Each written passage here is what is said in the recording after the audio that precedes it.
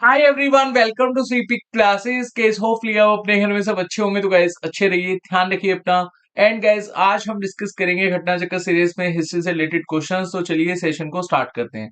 Question first है, bead making workshop has been found at which of the following Harappan site. Option A है Amri, option B है बनावली, option C है Lothal and option D है रंगपुर। बहुत ही easy question है।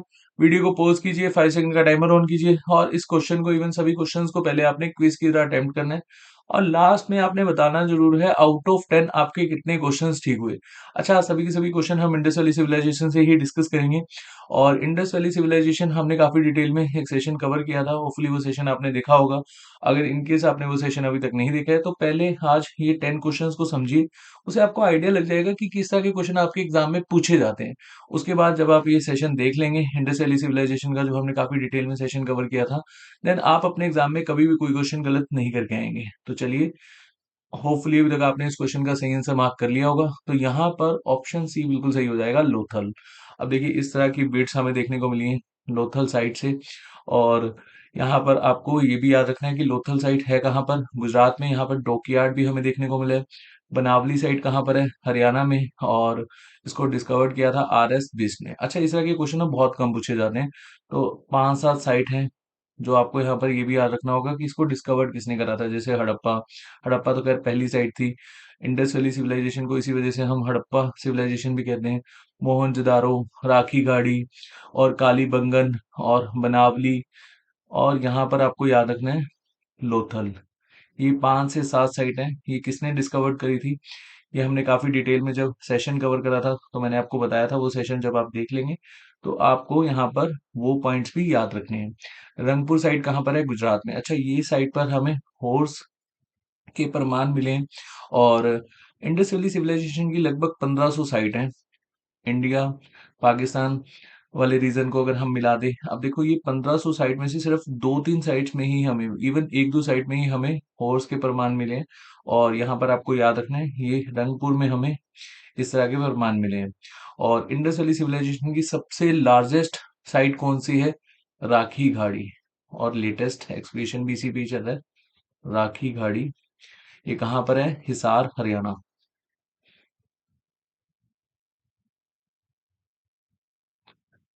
उसके बाद अगर हम आमरी से इफेक्ट देखें, ये पाकिस्तान में है और यहाँ पर हमें देखने को मिला है 8 हेक्टर्स ऑफ एंशियंट माउंट। चलिए नेक्स्ट क्वेश्चन एक बार देख लेते हैं। Which of the reason given below lead to the decline of the Indus valley civilization. अब हमने यहाँ पर देखना है कि कौन सा इनमें से सही रीजन है decline of Indus valley civilisation. तो फर्स्ट स्टेटमेंट है Aryan invasion and second statement है change in the course of Indus river. Second sorry third statement है frequent occurrence of epidemics and fourth है repeated occurrence of flood। तो hopefully अभी तक आपने इस क्वेश्चन का सही आंसर मार्क कर लिया होगा। तो देखिए, यहाँ पर बहुत सारे जो थिंकर्स हैं वो ये कहते हैं कि आर्यंस का जब इन्वेजन हुआ था, जब आर्यंस का आगमन हुआ हमारे भारत में 1500 BC के अराउंड, और उसके बाद से ही डिक्लाइन फेज स्टार्ट हो गया था। या आर्यन का इन्वेजन इससे पहले हुआ था, लेकिन हम यहाँ पर मानते हैं 1500 BC, या कई यहाँ पर ऑथर मानते हैं कि 700 BC के अराउंड आर्यंस का इन्वेजन स्टार्ट हो गया था, है ना। और यहाँ पर जो सेकंड है ये तो खैर गलत है। तो फर्स्ट सही है, थर्ड सही है एंड फोर्थ सही है अकॉर्डिंग टू थिंकर्स या फिर हिस्टोरियंस। अब देखिए, आर्यन का इन्वेजन किस हद तक सही है। 1500 BC में आर्यन का इन्वेजन हुआ है ना। और उस समय आर्यंस के पास ऐसा कोई आयरन नहीं था, है ना। और लेकिन हॉर्सेस के प्रमाण हमें मिले हैं 1500 BC के बाद। और जो आयरन एज है वो हम कंसीडर करते हैं 1000 BC के आसपास। तो बहुत सारे यहाँ पर जो हिस्टोरियंस हैं वो इस चीज को मानते हैं कि आर्यंस के बाद यहाँ पर डिक्लाइन आया था। लेकिन बहुत सारे हिस्टोरियंस का ये भी मानना है कि आर्यंस जो है उनका स्टार्टिंग का फेस यहाँ पर ऐसा नहीं है कि वो बैटल्स लड़ रहे हों या फिर इस तरह के हमें प्रमाण मिले। तो ये कहीं हद तक गलत भी है, कहीं हद तक सही भी है। लेकिन हम यहाँ पर थिंकर्स के अकॉर्डिंगली देख रहे हैं कि डिक्लाइन के कौन कौन से रीजन हो सकते हैं। अब फ्रिक्वेंट अकरेंस ऑफ एपिडेमिक्स ये रीजन बताया गया है। और ये रीजन बहुत सारे हिस्टोरियंस ने माना है सही है। और ये भी सही है कि रिपीटेड अकरेंस ऑफ फ्लड की हमें देखने को मिला है। थिंकर्स जो आपने जो उनके ओपिनियन है वो याद रखने हैं, जैसे M.R. साहनी। इन्होंने कहा है कि यहाँ पर बाढ़ लाइक सिचुएशन आती रहती थी। और उसके बाद KVR कैनेडी, इन्होंने एपिडेमिक्स एक मेन रीजन माना है। मार्शल SR राव, इन्होंने फ्लड को रीजन माना है। और स्टुअर्ट बिगोट और गॉर्डन ने इसको एक्सटर्नल एग्रेशन मतलब आर्यन इन्वेजन को यहाँ पर एक रीजन माना है। और ए एन घोष एंड बाकी जो यहाँ पर थिंकर्स हैं वो मानते हैं कि क्लाइमेट चेंज हुआ था, जिस वजह से हमें डिक्लाइन देखने को मिला था। अब इंडस वैली सिविलाइजेशन का जो मैच्योर टाइम पीरियड है वो 2650 बीसी। अगर हम थोड़ा सा यहाँ पर मान लें 3350 बीसी से लेकर 1750 बीसी तक हमें इंडस वैली सिविलाइजेशन के ज्यादा से ज्यादा प्रमाण मिले हैं। हालांकि जो राखी गाड़ी साइट है यहाँ पर हमें 6000 बीसी के आसपास के भी प्रमाण मिल रहे हैं। तो होपफुली इन फ्यूचर के लिए हिस्ट्री में हमें काफी कुछ चेंज देखने को मिलेगा अगर यहाँ पर एक्सकवेशन चलता रहा अदर साइट्स में। और डेफिनेटली यहाँ पर जो राखी गाड़ी में अभी एक्सकवेशन चल रहा है, तो ये कंसिडर करा जा रहा है कि सबसे ओल्डेस्ट और सबसे लार्जेस्ट और सबसे लेटेस्ट एक्सकवेशन इसी पर ही हमें देखने को मिल रहा है। तो चलिए नेक्स्ट क्वेश्चन है, the people of Indus valley civilization worship. अब इंडस वैली सिविलाइजेशन के लोग किसको भगवान मानते थे? पशुपतिनाथ, इंद्र भगवान, ब्रह्मा भगवान, विष्णु भगवान। तो आपको यहाँ पर याद रखना है जो इंडस वैली सिविलाइजेशन के लोग हैं ये पशुपति को अपना भगवान कंसिडर करते थे। और यहाँ पर जो बहुत सारे हिस्टोरियंस हैं वो ये कहते हैं कि पशुपति शिवा को ये अपना भगवान मानते थे। और यहाँ पर आप देख सकते हैं पिक्चर में आपको देखने को मिलेगा एलिफेंट, राइनासोर एंड यहाँ पर लॉयन है। और फुट के आसपास आपको डियर्स देखने को मिलेंगे। तो ये पॉइंट आपको याद रखना है। He was surrounded by Tiger, rhino, buffalo. Buffalo भी यहाँ पर आपको देखने को मिलेगा। और यहाँ पर elephant with two dears near his feet. और इसको ब्रॉन्ज एज सिविलाइजेशन भी कहा जाता है। आप देखिए शिवा पशुपति की जो सील्स हैं वो मैक्सिमम साइट से हमें देखने को मिली है। और यहाँ पर आपको याद रखना है ये एज अ मेल डाइटी के रूप में माना जाता है इनको। और एक मदर गोडेस की मूर्ति भी हमें मिली है। तो यहाँ पर माता रानी भी थी। तो उनको अब किस वे में पूजा जाता है तो वो अभी के लिए यहाँ पर हम बहुत स्टडी करते हैं। और मैंने आपको इंडस वैली सिविलाइजेशन में बताया भी था कि किस तरह पे यहाँ पर हमें प्रमाण मिले हैं, ताबीज मिले हैं कुछ साइट्स पर, जैसे कालीबंगन, फायर अल्टर्स मिले हैं। तो काला जादू भी इस तरह यहाँ पर हमें देखने को मिलता था। ठीक है, तो ये कुछ फैक्ट्स हैं जो आपने याद रखने हैं।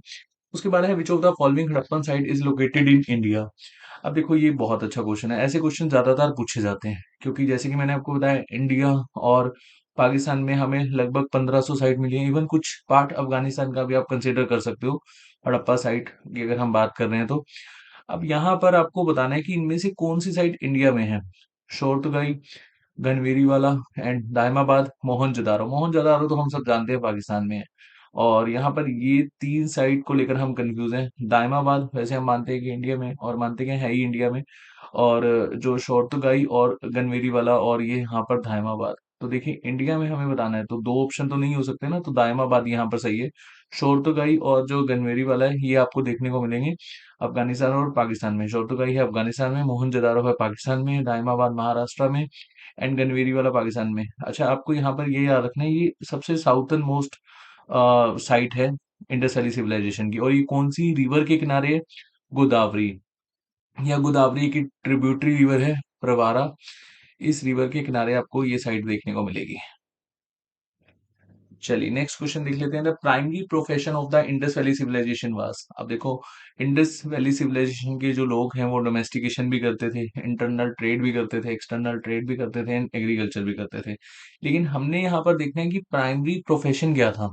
डोमेस्टिकेशन का मतलब क्या होता है? पशुपालन करना, है ना। तो यहाँ पर आपको याद रखना है कि प्राइमरी प्रोफेशन क्या था? एग्रीकल्चर। और इंटरनल ट्रेड तो ये करते ही थे, एक्सटर्नल ट्रेड के भी हमें प्रमाण मिले हैं। मेसोपोटामिया सिविलाइजेशन के साथ ये ट्रेड करते थे। मेसोपोटामिया सिविलाइजेशन बोले तो ईरान की जो सिविलाइजेशन थी। अब देखिए यहाँ पर आपको याद रखना है कि कौन कौन से क्रॉप्स को ये प्रोड्यूस करते थे उस समय।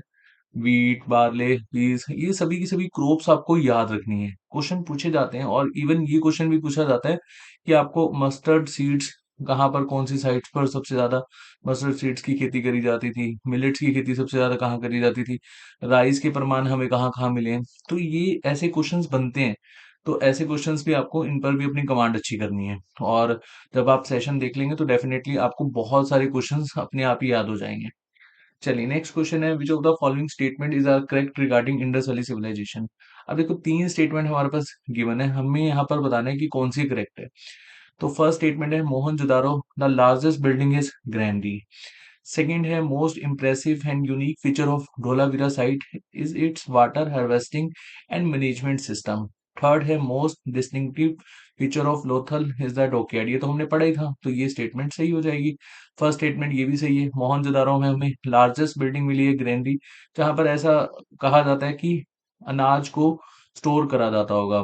और इसके भी हमें प्रमाण मिले, क्योंकि अनाज को जब हम स्टोर करते हैं तो वहां पर हम अनाज की जो बोरी होती है या हम जो भी पैकेट्स में अनाज को रखते हैं तो उस पर हम कुछ कोटिंग कर देते हैं कि अनाज सड़े ना। और इस तरह के प्रमाण भी हमें मिले, तो हम यहाँ पर मोस्टली यही मानते हैं कि अनाज को स्टोर करा जाता था इस बिल्डिंग में। एंड ये स्टेटमेंट भी सही है। Most impressive and unique feature of Dholavira, यहाँ पर water harvesting and management system बहुत बढ़िया था। चलिए, तो तीनों स्टेटमेंट आपकी यहाँ पर सही हो जाएगी। सेवेंथ क्वेश्चन है, which one of the following animal was not represented on the seals और terracotta art of the Harappan culture. अच्छा, ये क्वेश्चन तो खैर आपको समझ में आ ही गया होगा। टेराकोटा स्टाइल आपको कहाँ पर देखने को मिलेगा? हड़प्पन साइट्स में। तो ऐसे क्वेश्चन अगर पूछा जाएगा तो अपने याद रखना है। तो हमें यहाँ पर ये देखना है कि सील्स में हमें कौन से एनिमल का एज सच पिक्चर नहीं देखने को मिला। काऊ, एलिफेंट, राइनासोर्स या फिर टाइगर। तो बहुत इजी है। तो यहाँ पर हमें याद रखना है काऊ के एज सच यहाँ पर हमें एविडेंसेस नहीं मिले हैं।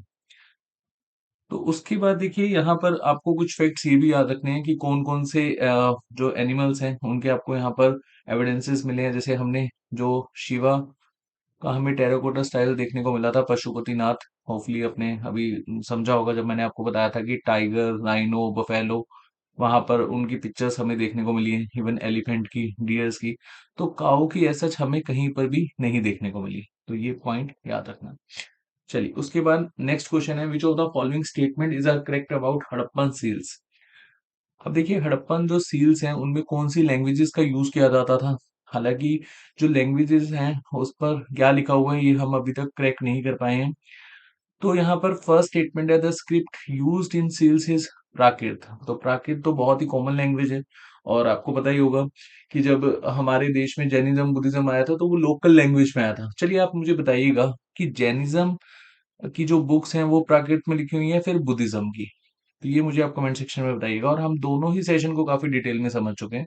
होपफुली ये सेशन भी आपने देखे होंगे, नहीं तो कंसेप्ट ऑफ हिस्ट्री की प्लेलिस्ट में आपको एंशियंट और मेडिवल के जितने भी इंपॉर्टेंट सेशन है वो आपको देखने को मिल जाएंगे। सेकंड स्टेटमेंट है, the script was written from right to left. और थर्ड है, the seals were used as amulets for spiritual purpose. जैसे हम ताबीज वगैरह देखते हैं ना, अगर आप इनमें बिलीव रखते होंगे या आपने कहीं देखा होगा ताबीज, तो डेफिनेटली आप समझ रहे होंगे कि मैं यहाँ पर आपको क्या कहने की कोशिश कर रहा हूँ। तो स्पिरिचुअल पर्पस के पॉइंट ऑफ व्यू से ये सील्स में लिखते थे कुछ ताबीज के ऊपर। तो देखिए, यहाँ पर जो ये फर्स्ट स्टेटमेंट है तो गलत हो जाएगी, क्योंकि जैनिज्म बुद्धिज्म का मैंने आपको यहाँ पर बता दिया, तो ऑब्वियसली फर्स्ट स्टेटमेंट तो गलत ही है। सेकंड सही है, राइट टू लेफ्ट लिखते थे। अब लिखते क्या थे ये अभी तक पता नहीं। और अमेल्स ये भी हमें देखने को मिले हैं कि स्पिरिचुअल पर्पस के पॉइंट ऑफ व्यू से यहाँ पर ताबीज पर कुछ लिखा जाता था। तो सेकंड और थर्ड स्टेटमेंट चाहिए, तो ऑप्शन बी यहाँ पर बिल्कुल सही हो जाएगा। और सबसे ज्यादा जो ब्लैक मैजिक है ना, ये कालीबंगन साइट्स पर हमें देखने को मिला है, जो राजस्थान के आसपास है। कालीबंगन, हनुमानगढ़, कालीबंगन। चलिए, नेक्स्ट क्वेश्चन है, the Harappan site Manda was situated on the bank of which river? Chenab, Sutlej, Ravi, Indus. तो देखिए, जो मांडा साइट है ना, ये नॉर्थन मोस्टर्न साइट है हड़प्पन साइट में, अगर हम कंसिडर करेंगे तो ये कौन सी रिवर के किनारे बसी हुई है? चेनाब रिवर। चेनाब, पीर पंजाल के आसपास ये साइट है मांडा। यहाँ पर आपको याद रखना है चेनाब। नेक्स्ट और आज का जो हमारा लास्ट क्वेश्चन है, which product was not cultivated under Harappan civilisation? Barley, sugar cane, rice, wheat. अच्छा, हरियाणा में जब ये क्वेश्चन पूछा गया था एचसीएस का, आई थिंक जो प्रीवियस हुआ उससे पहले का जो एचसीएस हुआ था, और यहाँ पर ये क्वेश्चन हमें देखने को मिला था कि हाँ, यही क्वेश्चन था सेम, बट यहाँ पर ना हमें ऑप्शंस थोड़े से डिफरेंट थे। तो आपने ऑप्शंस में यहाँ पर कंफ्यूज नहीं होना। आंसर एक ही रहेगा, और आंसर क्या है? Sugar cane. शुगर केन के कहीं भी प्रमाण हमें नहीं मिले हैं हड़प्पन सिविलाइजेशन के, अगर हम हड़प्पन सिविलाइजेशन की पॉइंट ऑफ व्यू से समझे तो। और कौन कौन सी क्रॉप्स मैंने आपको स्टेटमेंट में बताया था, जो क्रॉप्स आपने याद रखनी है, एक बार आप क्रॉप्स सारी की सारी देख लेना। वो सभी क्रॉप्स इंपॉर्टेंट है। और मैंने ये भी आपको कहा था कि क्रॉप्स के हमें प्रमाण कौन सी साइड से मिले हैं, जैसे राइस के प्रमाण हमें कौन सी साइड से मिले हैं, इस तरह के क्वेश्चन पूछे जाते हैं। तो इस पर आपने अपनी कमांड अच्छी करनी है, और आगे भी हम क्वेश्चंस लाते रहेंगे जिससे आपकी प्रैक्टिस होती रहेगी। और अभी आपका जो इंडस वैली सिविलाइजेशन से हमने 10 क्वेश्चंस कवर करे। आपने मुझे कमेंट सेक्शन में बताना है आउट ऑफ 10 आपके कितने क्वेश्चंस ठीक हुए। अच्छा, आप सबको मेरी तरफ से और पूरी स्लीपी क्लास की टीम की तरफ से हैप्पी न्यू ईयर। और होपफुली आपने एक न्यू ईयर रेजोल्यूशन लिया होगा, और मेरी तरफ से आप सबको एक रेजोल्यूशन यही है कि आप अच्छे से अच्छे वे में पढ़ें और अपना जो आपका एम है उसको किसी भी रूप में और किसी भी तरह से उसको पालें, मतलब एक अच्छी जॉब आप ग्रैब करें। और देखिए, कंसिस्टेंसी बहुत इंपॉर्टेंट है जब भी आप किसी एग्जाम को प्रिपेयर करते हैं।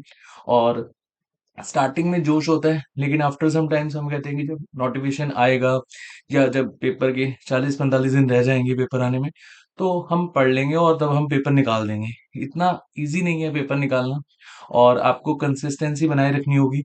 जब आप अपना रेगुलर टाइमिंग देंगे, 2 से 3 घंटे तो खैर बहुत ही मिनिमम है, कम से कम आपको 4 से 5 घंटे देने चाहिए अगर आप कम्पिटेटिव एग्जाम को प्रिपेयर कर रहे हैं। मैं मिनिमम टाइम आपको बता रहा हूँ।